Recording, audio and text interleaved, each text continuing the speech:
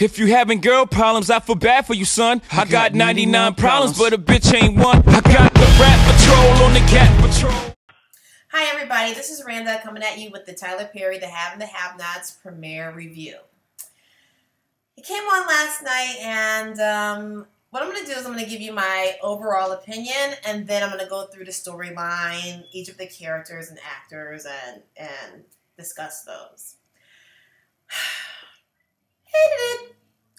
Tyler Perry fans, please be patient with me. Tyler's not through with me yet. Now, what I did not like is number one, in terms of the writing, it sounded like a stage play. And then there was something about the sound, it still sounded like a stage play, like the actual audio.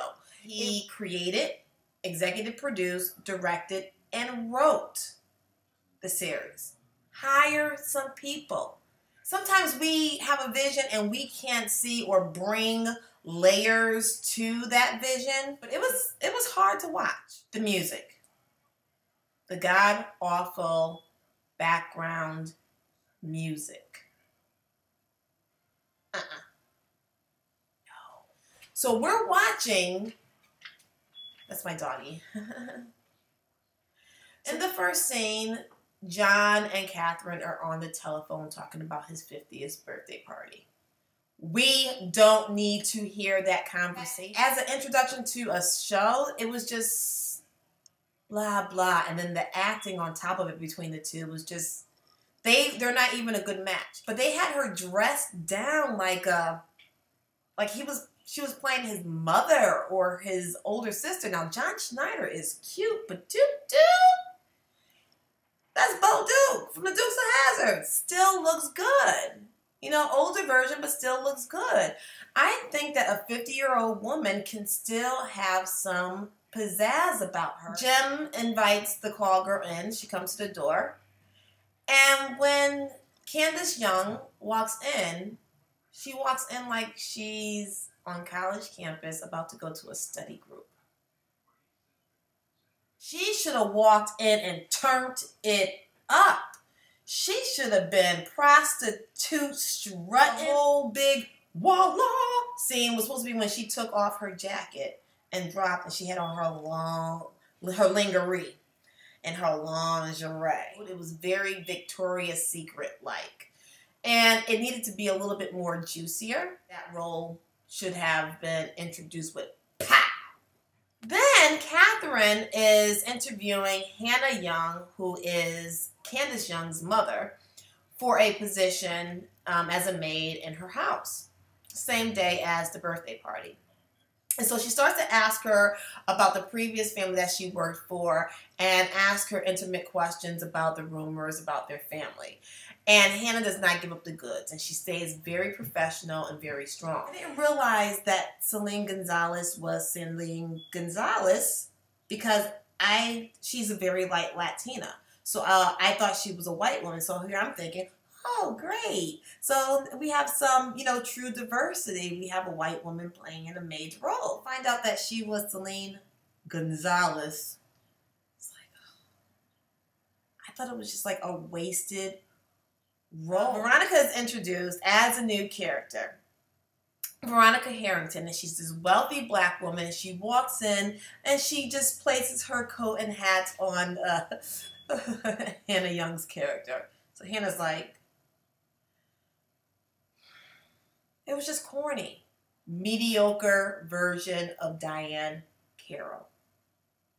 Diane Carroll would have tore that role up, okay? And comes two other new characters, Wyatt Cryer as well as Jeffrey. Wyatt has problems with drugs. He's a spoiled rich kid. And so he's going off on his parents, and he doesn't like, or his mother, and he doesn't like the fact that Jeffrey is following him around. So he's about to go to the bathroom, and Jeffrey's about to go with him. And so he was like, oh, you think I got some stuff on me? So he takes off all his clothes, and he's buff. Man looked good. Woo! I liked it. Yes. Like, oh, come on now. And then Catherine's like, Wyatt, what are you really poor acting. Wyatt goes upstairs and Jeffrey follows him. He goes in and Celine and Hannah are in his room and they're talking. And they're like, when he comes in, they're like, oh. And then, of course, I think there was a little reference to a little dick joke. I think it should have been just the opposite. I think it should have been a big dick joke. That would have been nice and anti-stereotypical. Wyatt is home. Comes home. And he goes off. It was the best scene thus far. John Schneider, so far, is my favorite actor on the show. I mean, not in terms of after I saw the first premiere, but in terms of right now in the storyline, John Schneider is my favorite. He goes off on Wyatt. He takes charge, son. You know what I'm saying? So, I mean, I just thought it was really great acting. I thought he brought a lot of oomph to the project. So in comes Amanda Cryer. And, you know, they give each other hugs and everything. And it's like, where are you? So she goes and gets her friend. And it's Candace Young. And John looks at her like, what the? What? And I thought it was an okay scene. I thought it could have been a little bit more. Because this is the whole reason why the show has drama. His call girl mistress that he wants to see again and she wants to see him again is brought to his house in an intimate setting. And she's chilling with his daughter. I think it could have been a bigger bang. Jeffrey Harrington. Boring! He is acting up a storm. Again, I don't want to see you act. I want to see you be. Breathe these characters some life. I graduated cum laude and for a psychology degree, and I was recruited by my mother. It's bad. Okay, so then the party. Candace lies and says that her father is a doctor and won't give up the goods, and Veronica Harrington is on the board and she doesn't believe her because she doesn't give up who her father is. So the best part is when Candace says that her mother is dead while her mother is serving drinks. Dun, dun, dun, dun. And her mother is yelled at by Veronica Harrington and said, pass the drinks out, woman. And so she gives out a drink and then she pours the drink on Candace Young. Okay. So then Wyatt, this was actually kind of funny, but again, because he's acting, it had poor execution. He was like, ooh, looks like wet silk. Is it cold in here? That could have been funny. It could have been really good. So Candace goes upstairs by herself to clean up. Hannah is commanded by Catherine to stay in the kitchen. That doesn't even sound right when he's saying it. And so after Catherine leaves the kitchen, she goes upstairs and she confronts Candace. This is the best scene of the night. This is the best scene of the night. At this part, Candace Young's character redeems that weak entry and Hannah's gravity. Ooh! But I will tell you, they get into it and they're going at it. And Hannah hauls off and slaps Candace. It was weak as I don't know what. And then Candace comes back to slap her. And she stops herself and it was weak. She was like, I did it better than she did. But it was the best scene. Even with those 2 weak points, it was the best dramatic scene. And if he did more of that, kept those great lines, and really directed these actors and actresses to organically act these lines out, I think it would have been a great show, a great premiere. But he's keeping it all that control in his one hand. Jim, wakes Candace up in the middle of the night, and she's in her little nightie, and then they creep downstairs to his office or library, whatever it is, because I don't know rich people houses. And so Wyatt is downstairs going through the family bar getting his drink on, so I'm sure Jeffrey is asleep. And so he sees them, and he's like, Jim is telling Candace, you got to go. Use a call girl. Stay away from my daughter. Get out my house.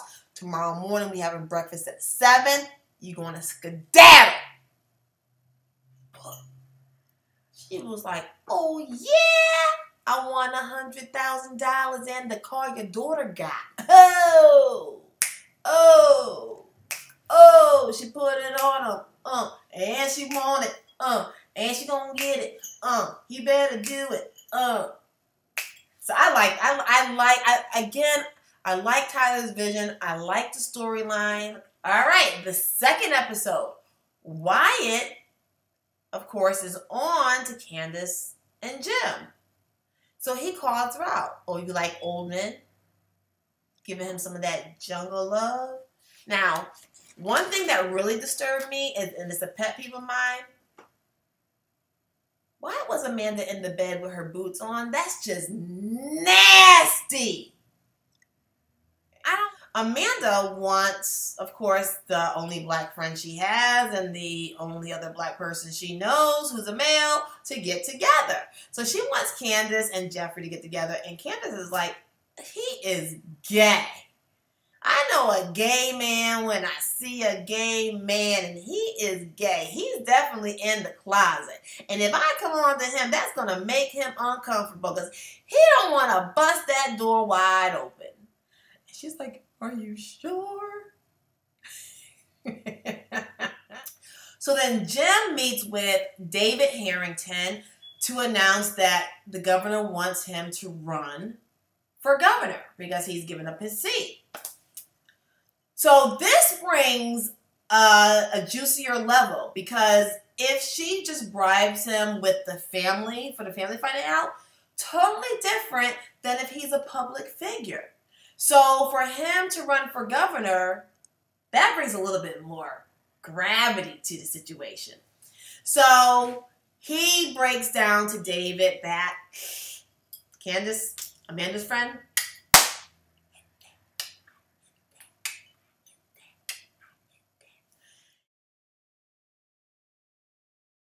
she has me in an uncomfortable position. David said, how about she has you in a whole lot of positions? Okay! That's funny. And then we get back to the whole youngster characters. I fell asleep. But I also had a hard day. My aunt passed yesterday. And we had family over, and I cooked for over 20 people, and I had a really, really long, hard day. So please forgive me for falling asleep. Fill me in the comments what happened. What did you think about the show? My son is about to come in and interrupt the video. Hi, Julian. Okay, this is my video. Goodbye, Julian. So please forgive me. I did have every intention to stay up, and I was up and I was taking notes, and then a commercial came on. I said, just let me close my eyes for a minute. And then I woke up and it was morning. So I'm going to try and watch the rest of it so I can catch up. But definitely don't worry about spoilers for me. I want to know what you think about the show overall, what you think was the best scene, what do you think about the characters. Let me know what you think. So please comment, rate the video, and subscribe. And we'll see you here every week. Thanks. Bye. Thank you. Far too kind. Can I get an encore? Do you want more?